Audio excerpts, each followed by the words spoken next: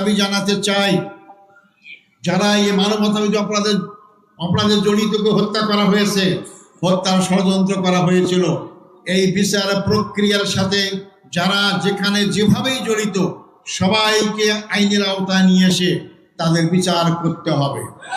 এবং যারা এই বিচারের সম্মুখীন হয়ে হত্যার সম্মুখীন হয়েছেন তাদের ক্ষতিপূরণ দান করতে হবে। সংগ্রামী ভাই ও বন্ধুগণ, আজকে আমি বলতে চাই গর্বের সাথে, আমার রায়ের মাধ্যমে এটি আজহারুল ইসলাম মুক্তি পায় নাই, আমার রায়ের মাধ্যমে বাংলাদেশ জামাত ইসলামীর দীর্ঘদিনের মিথ্যা অপবাদ থেকে মুক্তি পেয়েছে। সর্বোচ্চ আদালত রায় দিয়েছে, ন্যায়ভ্রষ্ট রায় বলা হয়েছে আইনটাই বেআইনি। সেই আইনের মাধ্যমে তাদেরকে হত্যা করা হয়েছে, এই অপবাদ দেওয়া হয়েছে জামাত ইসলামীকে, তারা মানবাধিকার অপরাধ করেছে। আজকে আইনের মাধ্যমে সুপ্রতিষ্ঠিত হয়েছে, আমিও মুক্তি পেয়েছি, ইসলামী আন্দোলন মুক্তি পেয়েছে। এটাই আল্লাহর বিচার, ন্যায় বিচার আল্লাহ করেন। 5ই আগস্ট আমরা জেলখানায় ছিলাম, আমরা কল্পনাও করিনি যে হাসিনা ক্ষমতা ছাড়তে বাধ্য হবে, কিন্তু রাখে আল্লাহ মারে কে? আল্লাহ যে অনেক কিছুই করতে পারেন। মনে হলো যে আল্লাহ সরাসরি এই বিপ্লব ঘটার ব্যবস্থা করেছেন। যার পতন হয়েছে তিনি কি বলতেন? শেখের বেটি পালায় না, আমরা পালাই নাই, আমাদের কোনো নেতা পালায় নাই, কিন্তু আপনি পালিয়েছেন। কোথায় পালিয়েছেন? যেখানে আপনাদের আসল ঠিকানা, সেখানেই আপনারা পালিয়েছেন।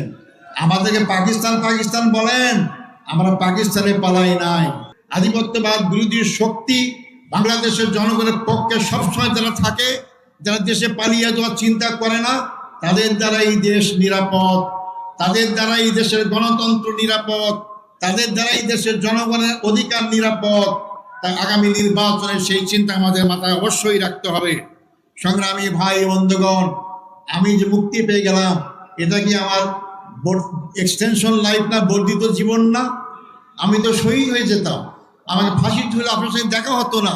তা আল্লাহ আমাকে বাঁচিয়েছেন, এটা আমার বর্ধিত লাইফ। আমি আপনাদের কাছে ঘোষণা করতে চাই, আমি ছাত্র জীবন থেকে ইসলামী আন্দোলন করি, জনগণের জন্য কাজ করি, এরকম পরিসরেই কাজ করেছি। আমি আমার এই বর্ধিত জীবনটা আল্লাহর দিনের জন্য অক্ষয় করতে চাই। আমি আল্লাহর দিনেই যাব। আমি সবাইকে অনুরোধ করব, এই দিন ক্ষণস্থায়ী, দুনিয়া ক্ষণস্থায়ী, যে কোনো মানুষকে মরতে হবে, মনে আমাদের যেতে হবে আল্লাহর কাছে। সে আল্লাহর কাছে আমাদের কাছে অপেক্ষা করছে দুইটা জিনিস, একটা জান্নাত, একটা জাহান্নাম। যদি আমরা জান্নাতে যেতে চাই, দুনিয়ার এই জীবনে আমাদের আল্লাহর দিন কায়েমের চেষ্টা এগিয়ে আসতে হবে। জামাত ইসলামী সেই কাজটাই করছে। আসুন আমরা সেই জামাত ইসলামীর সাথে সম্পৃক্ত হয়ে, যারা হয়নি এখনো, আমরা আগামী দিনে বাংলাদেশকে ইসলামের বাংলাদেশ গড়ার জন্য আমরা চেষ্টা করি।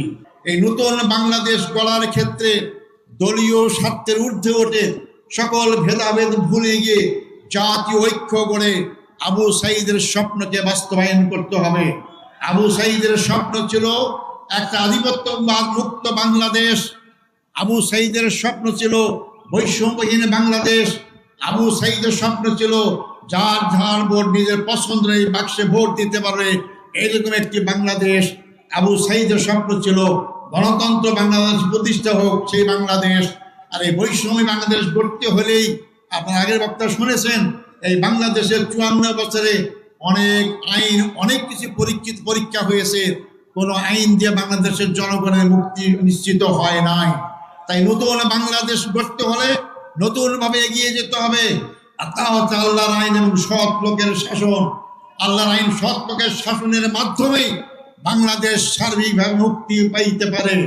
আসুন আমরা সেই আগামী দিন আল্লাহর আইন সৎ লোকের শাসনের আন্দোলনের সবাইকে আমরা এগিয়ে আসার আহ্বান জানাই, এবং সেই বাংলাদেশ গড়ার জন্য আমরা সবাই সামনে দিকে।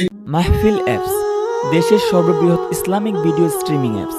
হালালভাবে সকল ইসলামিক ভিডিও দেখতে এখনই ইনস্টল করুন।